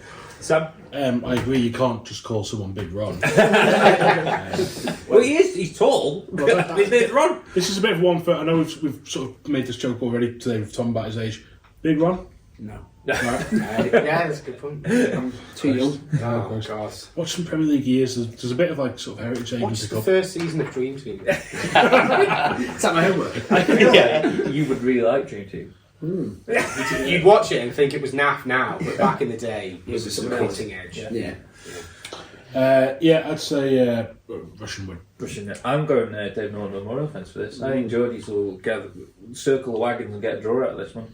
So For a lot of draws lately, Andy. So we draw last week, everyone else thought we'd win. Being diplomatic. Since he's moved 4-2. upstairs. He doesn't want to offend anyone. Yeah, well, it was close. It wasn't. I think it should have been. They scored one at the end. We set up their first. Every week. I'm not being disrespectful, but I thought we were a better team on the day. Pulley nearly beat Foxdale every week, didn't they? And I think that sent me they could do it. And in the same way that you used to scout Foxdale every year and usually derail a promotion bid. So I thought that showed Foxdale had it in their locker, and I thought they could do it against the team that always has it in their locker. Yeah. And if there's two lockers, Well, that's something. Will touched on that before. Sometimes when we're not expecting a result and nobody expects us to get a result, we get the result. And then when we've had the 4 defeats on the row and it's difficult, and it's like, we've been looking forward to game X. Yeah. Finally, we can relax a little bit. We're under par. We take it too lightly and we lose. And if we look back at the end of the season and go, we could have got 10 points against the team below us, which would have put us 5th. But, everyone could do that. Yeah. No, it's a good way to look at it, though. Right, elsewhere, we've got... Where should we go next, Dave? Should we go Ramsey Moran? Yeah, it might be a tough day this for Moran. Oh, they're in better form now, aren't they? I think Tom would say that. But have a patronising voice there. Ramsey's home form though. I know we talk about it a lot. I think they'll be too strong in this one. Tom, obviously game postponed last week, Union Mills, which would, I think, as you've already said off the pod this week, that would have been the right time to face them potentially because they're not in the greatest of form. No, it would have been handy if that game was on. Yeah. And when we played in the Combi, we actually thought their pitch was probably worse than what we had at the playing field. So we had that game could have been on. I feel like, but no, this will be tough. Ramsey, strong team, obviously strong at home. Strong at home. Although saying that, they lost. I was at Peel the game a couple of weeks ago. They did get beat. I know Peel's probably a different beast to us, but. Yeah, I don't know. I think it'll be a really, really tough game. Ramsey have obviously got a strong side. They've reliably informed me they'll have pasties back for this game, especially for us, which is quite nice. I won't be there. I won't be there, but Dave Brew will be. He'll be wanting a pasty. Unless he drops you. Unless Gilly drops you as well. Yeah, that'd be a sad day. But no, I'm going to go with the Moran win. Of course. As always. Yeah. Will? I was actually going to go with Moran win as well. Whoa! I like this guy. We're going against Ramsey always dropped points. They always have to use biscuits, all the time. Yeah. So Ramsey seemed to always, I think last season won 3-2 against them. So I think, you shall beat them. Get in there. Dave? You was optimistic as well? I'm not. But I like, Will does know a lot about the local game, so that's good insight there. But yeah, I'm gonna go for Ramsey, I'm afraid, Tom. Okay, I'll let you on. Sam? I reckon Moran. Ooh. A lot of Morans. Yeah, I'm going Ramsey. Slowly convert the office. I thought Ramsey last week, it's hard to say as well, they won 3-0. They were lucky to beat Royals. Right. Because Royals just couldn't score to save their life. But Ramsey weren't great. I mean, Hutchie came on and sort of looked decent up front, but... We should mention that Hudgie's back. It's 67th spell at Ramsey. Obviously a great player to bring off the bench as well. So big. Yeah, he come on and looked. Just a single focus score. Yeah. So he's just take your phone off the tabletop. I can see Andy popular guys. But yeah. Yeah, he come off the bench last week. Obviously looked. He wanted to get a goal, got his goal. But he looked a bit more clinical than the rest of them. I just thought, to be fair, Dylan Pickles didn't start either last week, and they just looked a bit rusty as a team. I just didn't think they were clicking, and I think Jamie Court went off injured last week as well. So this big bloke. There's a few little gaps opening up in Ramsey all of a sudden. Yeah. Good job, Hutchie, play for Ramsey, because otherwise it would have been a front three of Onco Masters against us last week of Kieran McNulty, Stephen Priestnell, and It was tough enough as it was. Nearly 1,000 Premier League goals between them? Yeah, a lot. Tough day at the office. Yeah. I think Ramsey will still. I know, I technically signed on from Round. Yeah. But I still think Ramsey might just have enough for this. Right, elsewhere, Dave, we talked about Douglas Roll. They played last week, and as Sam said, they were quite unlucky, but they travelled to Laxey, who got that big win in midweek, 4-0 at St John's. Maybe the trainer's back on the track, as it were. Yeah, much needed. Obviously, they will be without Brody Patience this week. You got the hat-trick midweek, but obviously sent off last week. What about the red card they got on Tuesday?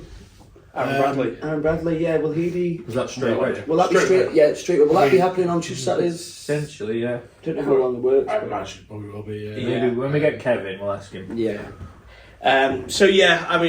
Missing Brody, he's a big player for them, but I think they'll still have enough in the locker for this one. Royal, they're still just trying to find their feet. As Sam alluded to there, they just can't get the goals at the moment. So I'll go for a Laxey win. Laxey, now, we were talking them up as title contenders only a few weeks ago. They're now 17 points off pair. having played a game He's less. smiling. It's just not happening, is it? But I think and the Railway Cup is also already in the rearview mirror as well. So, but as we spoke to Meon and Brody, Meon was saying like they kind of got a good run of games now, and that's maybe what they needed. Obviously, a big win against St John's. They've got Royals this Saturday. Probably, I think they'll win there again, and then I think maybe they'll get back into the groove. And I think Hatty touched on it in the midweek special. About a lot happened in this midweek special. Yeah. But the cup run, I think Lax will be targeting that. Yes, they're not in the league position they want to be in, but maybe now the last players going away, last players the Aussie Cup last season. Yeah, I think they'll be going to something like that again, and that'll mean a lot to them as well. Yeah. But they kind of have to win a trophy signing all these players. So, Will? Yeah, I would say Laxey. I think they're going to be just too good for Royals, I'd say. Yeah. Dave? I'm going to go on the Dave Norton. Oh! A draw. I think Royals are actually in a bit of better form than Laxey, so I think it'll be tight. I watched this corresponding fixture maybe 2 seasons ago, and it was one of the best games of local football I've ever seen. Royal had a man, Craig Dolman sent off early doors, and then just threw caution to the wind. And like Laxey didn't know what to do because they just kept attacking them, and it was like 5-4 it finished or something like that to Laxey. And it was an absolute belting game because it was when Fitzy's youngsters were even younger than they are now, and so they just didn't care. They just kept trying to play through. So yeah, this should be a good game. I think Laxey will just shade it. Sam, do you agree as well? Yeah, but I reckon you're looking at a 5-3, 6-4 classic scoreline. Manx scoreline. Yes, we love about them, don't we? Right, Braddon take on Peel. Braddon's form has nosedived spectacularly. They're still was joint bottom. I'm going to say we'll let them around. It's just goal difference keeping you lads off the bottom at the moment. yeah.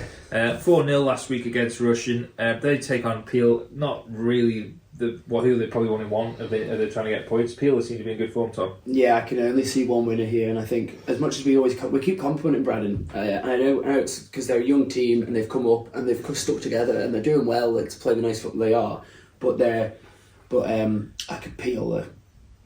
I think if I wasn't so.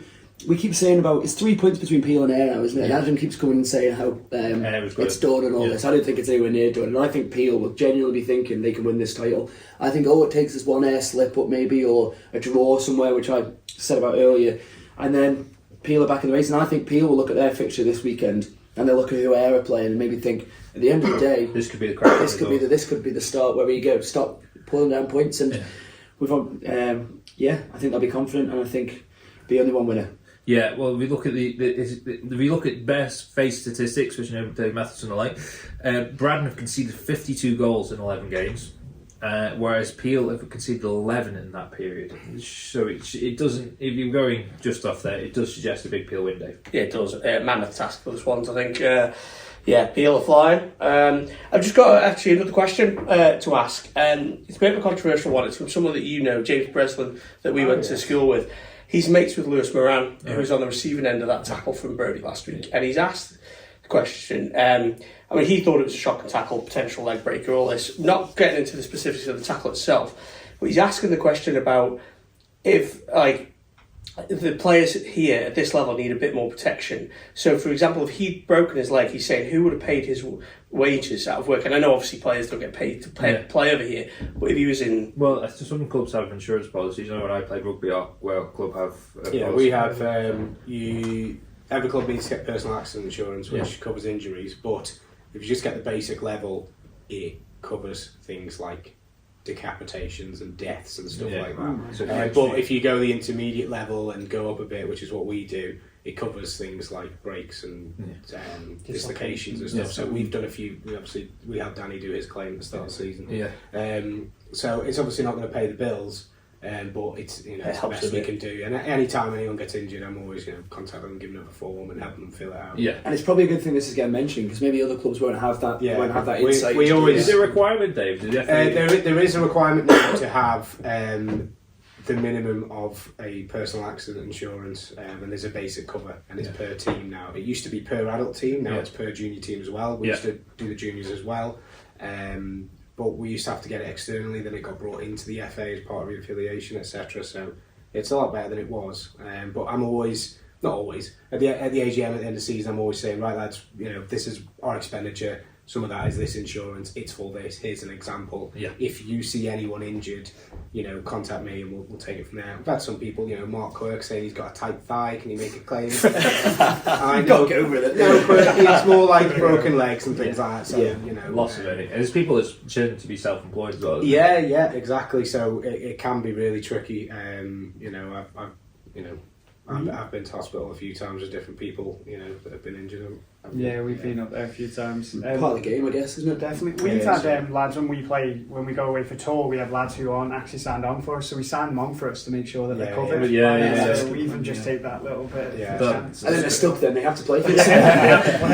So bigger picture. 260 please. Dave pulls it out the next season. So what we were talking about, Peel Braddon, weren't we? Yeah. Were we? Yeah, well, Brad Peel. I think Peel. Peel win. Yeah, easily. Comfortable Peel, biggest win of the day, and statement of intent from Peel. I think so as well, yeah. I think it's not going to be pretty. I think they're going to hit double figures. And it's going to be a bad afternoon for Braddon. Even on Braddon's tight pitch. I think we talk about DD's tight pitch. You got Gale's in good form. Paul Whitehead's leading the charge to win the league here. I think the whole thing we've heard about Adam, but it's not done. I think Peel are coming back into their own, and I just think that. Yeah, I think Braddon play wonderful football. They really want to play the right way. I mean, you guys all played them last year, and they've got a really young team. Yeah, very. But I just think this is going to be not very pretty. You heard it here first. Won't be very pretty at Victoria Road on Saturday.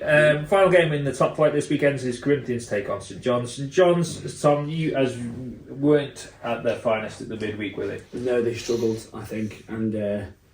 I don't think they were as good as I expected. Almost what we did our predictions at the start of the video, and we were nowhere near, obviously. But that was kind of confidence in St John's being kind of back. They obviously beat them around. They went on a little bit of a run. They got a couple of good results, but they're still in this relegation scrap. I think they're not far away. I think there's about 4 or 5 teams there that could still all be dragged into this. I think you could go, all the way up to St John's. Yeah, exactly. Yeah, maybe Laxey are just pushing it, but at the same time, they're level on points. Oh no, they've gone 3 points higher. Sorry, yeah.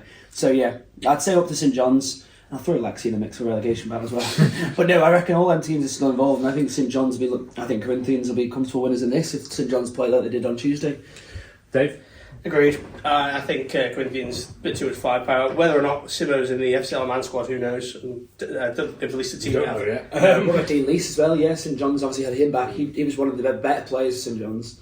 So whether or not he'll make the difference if he's playing. Yeah, he seems to have sort of, I wouldn't say fallen out of favour, but he's not been in and around the Ravens as much in recent weeks. So I think I'd probably say nailed on St John's at the minute. Yeah. Will? I would say as well, I think St John's, because they've only just got beat as well on Tuesday, I think they're going to be a bit sore from that, so it'll probably be a bad one as well, I think. Dave? Corinthians for me as well. Sam? Yeah, I can't see past Ben Poulter's side. Yeah. I think St John's were bad last night. I choose on his side. I think it's going to be. Yeah, but I don't think it'll be as open as Tuesday was, but I think it's one. Yeah, I agree with you, but it's interesting. I think we've touched on in the podcast before, said Ballafletcher's a bit of a fortress. They've already lost 2 games at home already this season, so it's not perhaps as impenetrable as it once was. So, That's all the uncertainty caused by the lack of guarantee of sausage rolls. These things spread for a club. Yes. Wildfire. Right, DPS Division 2, 5 games to look forward to on Saturday. Unfortunately, without Douglaston District. Let's start with the big game at the Station Fields. Dave, Colby take on Foxdale, 2 of the top 4. The second versus third, even. This is shaping up to be a tremendous title promotion race, isn't it? It certainly is, and they do say Division 2 is the best league in Europe. They do. I'm sure you guys will agree with that. Massive game. I think Colby not helped. They've obviously got some off the field issues going on at the moment, but Foxdale are doing well. I reckon they'll edge this. I think they'll away win. Tom, you were obviously at the melee last week, so it seemed high. It was good fun. And are they whispering the word of promotion? Obviously. Well, as we've seen, which we can even drop in, can't we? There's a couple of videos of Castletown players coming in. If we've got something broadcast, but we'll put it in now. Yeah. That's Castletown's players. They stormed into the pub. Obviously, they won big on Saturday, and they're 1 goal ahead of Foxdale. So they came in saying, "We are going up," and invaded. And then what was the next chant? We were running around the castle with the league, which is actually a peel chant normally. I stupidly asked what castle. So I got laughed at. But Yeah, I think this game especially, Colby Foxdale. I think Colby might be dropping off a bit. I hate to see it on Adam's face. But I think Adam said that himself. Yeah, he did to be fair. So I think Foxdale. But will they still be hungover from them, Elliot? Because they did go on quite late. They were. But what's that? Were they talking about promotion? There was a couple of murmurs. They were confident, but they're not really big and they're not. And they know what they do every year. They're well aware more than all of us. Like we all sit here on a podcast and say they'll mess up, they'll lose to D&D, and they'll fall apart because it happens every year. Yeah. What I will say is though that one of the committee members has sent me the video of the flatbed from years gone by, so we can insert that. That'd be amazing. What the video? The video, like with little Andy. I'm hanging out the window. Yeah, it's going. That's a different video. It's a flatbed going past Glencountry Road. Oh no, the one that came through the village. Yeah, Should have done the whole island. Yeah.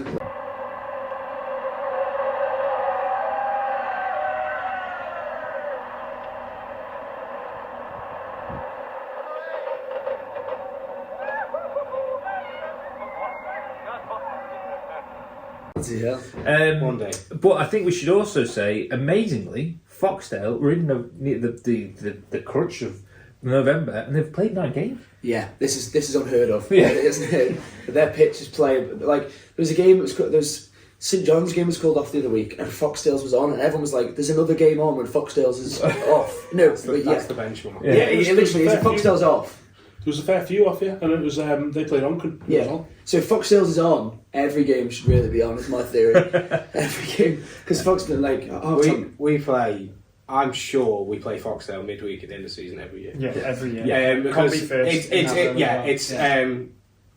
It's scarily similar every year. We end with a Tuesday night or Wednesday night at Foxdale because we never play them. As do most teams in Division 2. Yeah, it just depends on the Tuesday and Saturday. Which Tuesday? Yeah. So yes, will Foxdale win or Colby? Foxdale will batter Colby, I think. I just feel like Foxdale are going to actually go for it this time. So do I. I think they could. I feel like Colby did really well initially, and then like obviously off the field stuff, and I feel like Foxdale will just take over.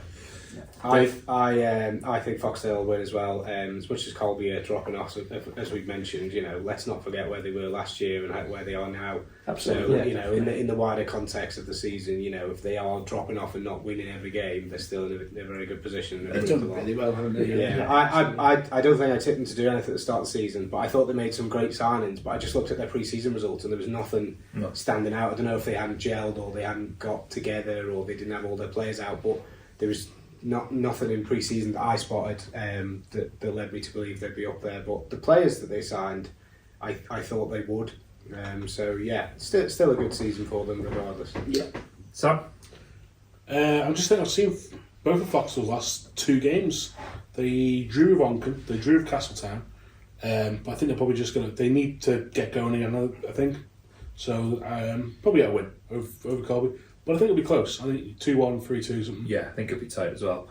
Right, moving on. Where should we go next? Let's go to Onken Old Boys, a derby of sorts. Of course, Onken aren't on there. Are we calling it their new pitch? We were talking about it the other day. It's the juniors pitch, isn't it? But yeah, well, they're next door neighbours of a sort. Of a sort, yeah. So, Sam, as a man from the parish, we'll start with you for this one.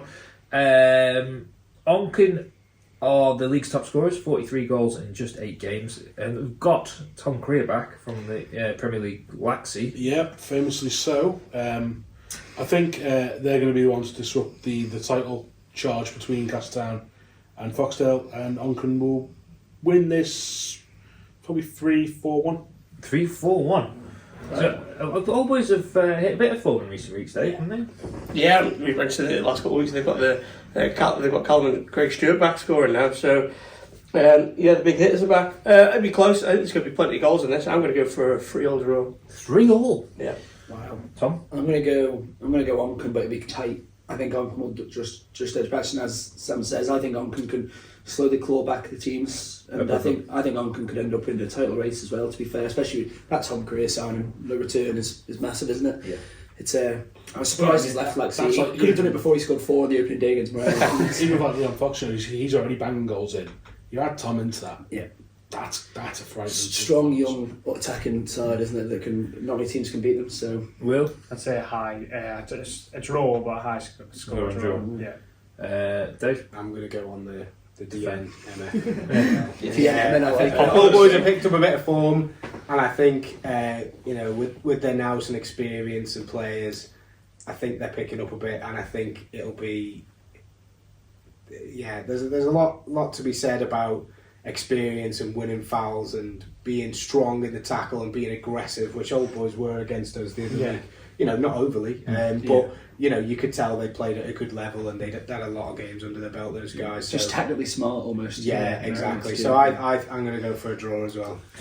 Yeah. I think Onk might just edge this one. I think they just have the legs on that back four of the old boys. Is Buckley still playing? I don't know. He didn't play against us. No. And he didn't play in the combi as well. Okay. So. Two of the bottom three meet at Clackvane. Dave McMillou take on Paul Rose. The lads, obviously, as Paulie smarting from a Pinewood Derby defeat. Millou only 2 points better off, and the joint lowest scorers in the league at the moment. It's not really where we thought they were going to be. No, but they're always, I don't know, they sort of tend to have a fairly busy summer one way or another, don't they? And then it kind of takes them time to... It's very diplomatic. I haven't actually seen either of these two teams play yet this season, so I don't really know. What did you guys make of Pulley last week? I thought their goalkeeper was decent. Two centre-backs were, and then their young lad they played up front. They had a lot of good players, but they were all playing out of position. So they had no centre midfielders, so they had lads who played on the wing for them, and Flanny was playing centre mid. And I feel like it's just a mixed mash of a team, and they had one tactic which was put in the young lad who's rapid, and he was really good. So I feel like if you're against a team who have got a poor defence and they're not scoring many goals, they might sneak a 1 or 2-0 win, I'd say. But what do you think this week? Could this week be the week, Will? Or? No, I would say Millou will just edge it. If Dean Kinley's playing, I think he'll do well against them because they weren't the quickest and obviously he's rapid. So. Dave? I think it's going to be, to quote me, a tasty baby. I think it's going to be a feisty affair. Red cards aplenty, penalties. I think they'll both be up for us. They'll both be wanting the points. So I think it'll be a draw in the end, but I think it'll be a good game for the neutral to watch. And I think I can't call it either way. Interestingly, Sam, Millou haven't won at home this season, whereas Paul Rose's only win came on the road. So, well, continuing that form, let's go for Pulley win. Why not? Pulley win. To be fair, we should say that is pretty much the team that was in Combi 2 last year, isn't it? I think. Yeah. So they, they are doing well for themselves. And as we always say, second half of the season they'll be a bit more streetwise. They'll have worked out a few more sides, and it usually gives you the chance to get a bit more points than it in. So, but they'll both be wanting to win in this one, won't they? So I think this will be a high scoring draw, and I agree with you, Dave. I think there'll be a sending off and a penalty. Right, elsewhere. Let's look ahead to where are we going to go next? Castown Gyms, Tom. Now, this to me looks like a home banker because Gyms are still. I've still got 7 points together though. They're not perhaps as atrocious as Adam Morton says every week. He's quite critical of them, isn't he? But I think, as you say, I think Castown. You know how you talk about the Baltic and the Melia, and you were asking whether Foxdale were talking Castown were quite confident that they reckon they can go this year. Well, actually, Danny Lane did say he's not as confident. He thinks they'll mess up, but I think Castown, they looked in good spirits. They look they've got a good community, a good 6 points will do that year. Yeah, that's true. But I don't know. I think there's only one winner in this game. I think Castown will brush them aside quite easy. Dave? Yeah, Castown big winners at ET last week. I imagine it'll be fairly similar from the Jed Tower as well. Yeah, we'll say the same. I'd say Castletown big win. Dave, in the Jed Tower, did you see my appearance on the Jed Tower? I didn't get to listen to it. Well, that's three of you have been on it now. Yeah, I've been on it. Sam's been on it. I did our combi game where they had combi regulars Nathan Cardy and Danny Lane up front. But in fairness, they were only playing because our first team game was off because the lines had washed away, if you remember that one. I did that with Jed. I really enjoyed it. Jed's a great guy. What he does is fantastic, and I'll be making my return to the Jed Tower for the first team game in December. Already booked in. Yeah, look at that. Yeah. Jed's lining them up, isn't he? It's our Christmas do that night, so hopefully. You've been good spirits then, a few days. Start early on the tower with Jed. Make sure to bring Jed one. Sam? Well, it's time for our weekly Hello Sam Palmer, because he listens in every week. But I'll go against the grain this weekend, actually back Castle Town for a win. Right, final game in DPS Division 2 this week sees Michael United take on Governors Athletic, with Michael possessing arguably the division's best player in Liam Kane. Do we think he'll add somewhat to his silver boot tally this weekend? Yeah, I think Michael will win this game. I think I can actually say now that Bailey Ashton's playing because somebody's getting them all wrong. Whoever was playing, but Michael, they've got some attacking prowess. I think they'll be strong. I think they've signed. You mentioned to me they've signed someone from Ayr. I bummed into someone from the Ginger Hall who was telling me they've signed someone from Ayr quite recently. Don't know who he'd be, but apparently he's coming. I mean, just coming from Ayr. Has he got a name? This is the problem. I've just said it. On story. I'm keeping my source. Exactly. That's what the paper's all about. But no, I think Michael, if they're adding players, just even to add to what they've already got, and they'll be wanting to go up just as much as the other teams. They're not too far away from them, and I think this game be a comfortable Michael win. I think they'll push Governors aside. Yeah, Dave, I'm just looking at the stats. Govs are conceding on average 4 goals a game at the moment. So yeah, agreed. I can't look past a pretty comfortable Michael win in this one. Yeah, especially at home. Will? Michael win, but I wouldn't say it's going to be as comfortable. I think Governors, they put the effort in, so I think it might 60 minutes, isn't it, Sam? 60 minutes, Governors. It was 65 last week. So I'd say they put in a lot of effort, so I'd say they'll surprise Michael, but Michael will got quality, so they'll put it away. Yeah. Dave? Yeah, very similar to Will. Governors have been in a lot of games against a lot of good teams this year, so I do expect Michael to win. And even if Governors do concede a few and it doesn't go as we think, it might be tight. There's no shame in that at all. Michael, a bit of an inspiration for me personally, because over the years I've been at D&D, we've been above Michael a few times and had a good few meetings with Michael. And they've regrouped and they're getting back to where they were, because they obviously used to be a Premier League side as well. Yeah. Is it as easy as not as quite not the right term as just getting that one player? Like we talk about League. I wouldn't say so, because they had it a few years ago where they got Callum Morris and Kieran McNulty, and we beat them. So I wouldn't say, but a goal scorer, and what I've just said is alluded to, it's the opposite, but I think a goal scorer in Division 2, like someone who's going to get you a lot of goals, is a massive difference. Because if you concede a few, but someone's scoring 4 or 5, it can be the difference. And Liam Kane looks, superb. Man can't stop scoring.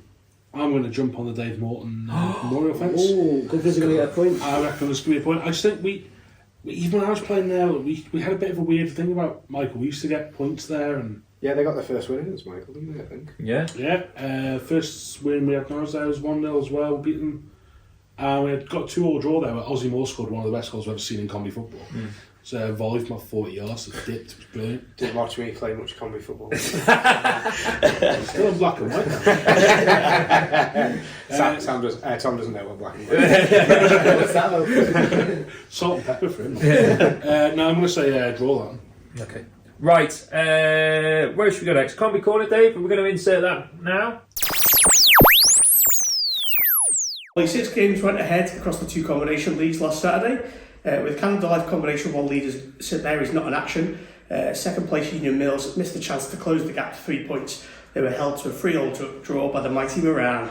Oren Mitchell bagged the brace for the Millers and was joined on the score sheet by Kai Stevenson. But goals from Hugo Hughes, Mikey Carlstead and Ethan Reddy secured a point for the Crosby side.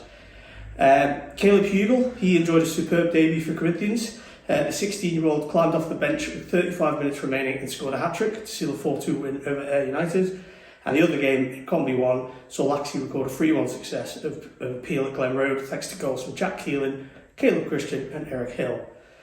In DPS Limited Combination 2, leaders Old Boys weren't in action, so Youthie have moved level on points with them at the top thanks to a 6-1 victory over Castletown, with Ross Crawford scoring all 6 for the Northerners.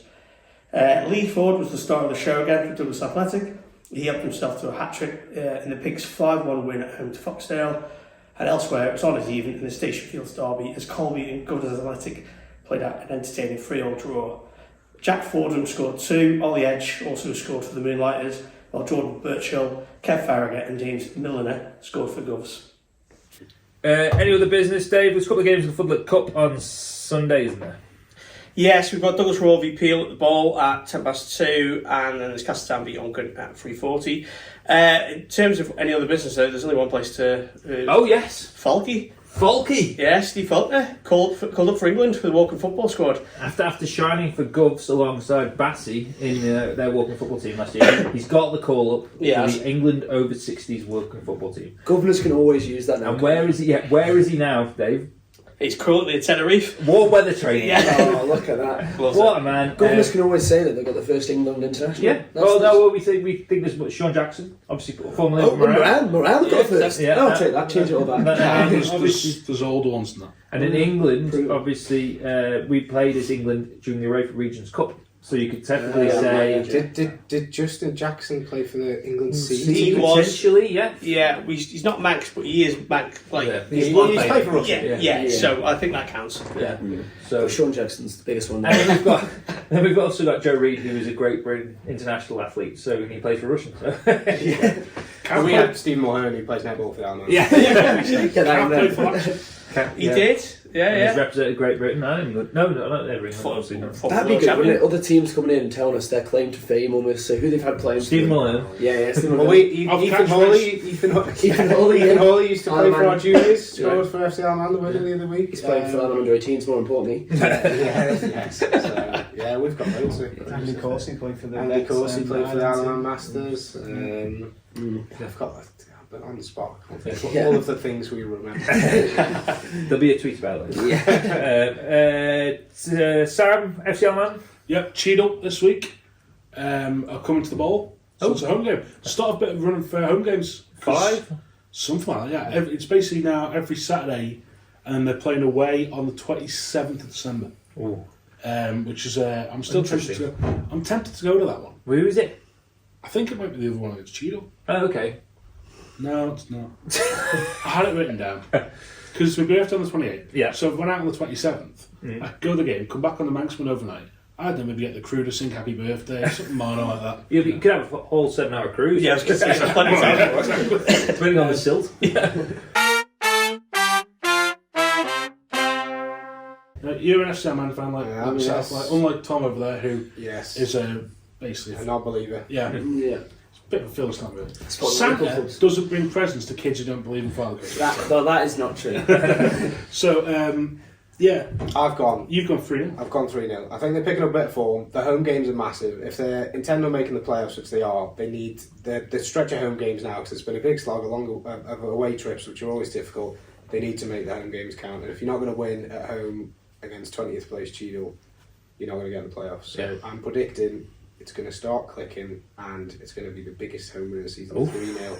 I missed the Cheadle game last time they came over because I was away watching Oldham get pumped 3-0 by Harrogate, which for any Oldham Athletics supporters watching, which there won't be, probably the lowest moment in the club's history. So, bad day. So you know a team's had a really bad result. Get pumped is one of the most... By Harrogate, it's a tea room, they're not a football club. Oh my God, it's a dreadful day. That gives us an opportunity to plug our FCL one, especially we recorded the other week when they beat Pilkington 1-0. And that's had nearly over 400 views on YouTube now, I think. Yeah, and that's... How is that the most popular one? It's probably because I shared it on our group and said you might see D&D top trumps on this. So that's probably why. Yeah, that makes sense. Yeah, Adam won a 3-point there. He did. It made a bit of a mockery of it all because we played it, as I say, on a night out, and obviously we were a lot more inebriated.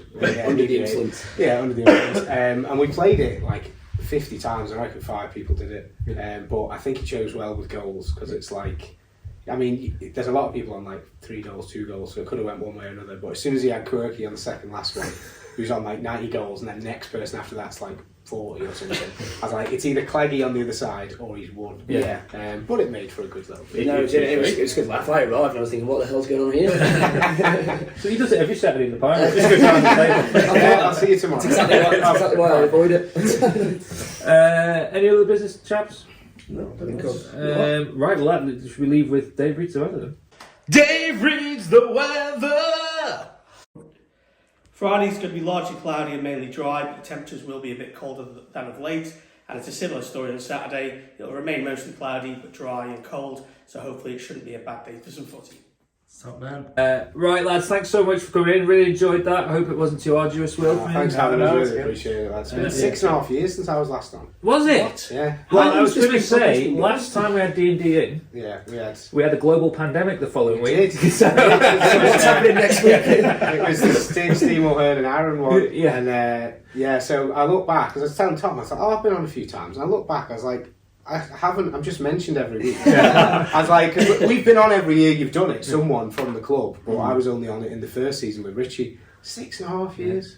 I don't think you've got away with the podcast curse, by the way, because when we're not having this weekend, you're not with a game. Next, the following weekend, who have you got? We got Malou. Emily. That's it. Let's, Winnable, lads.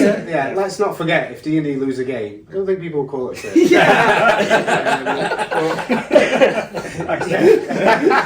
Right. FCL, man, I'll get the curse this week, and then you've been a big fan. So.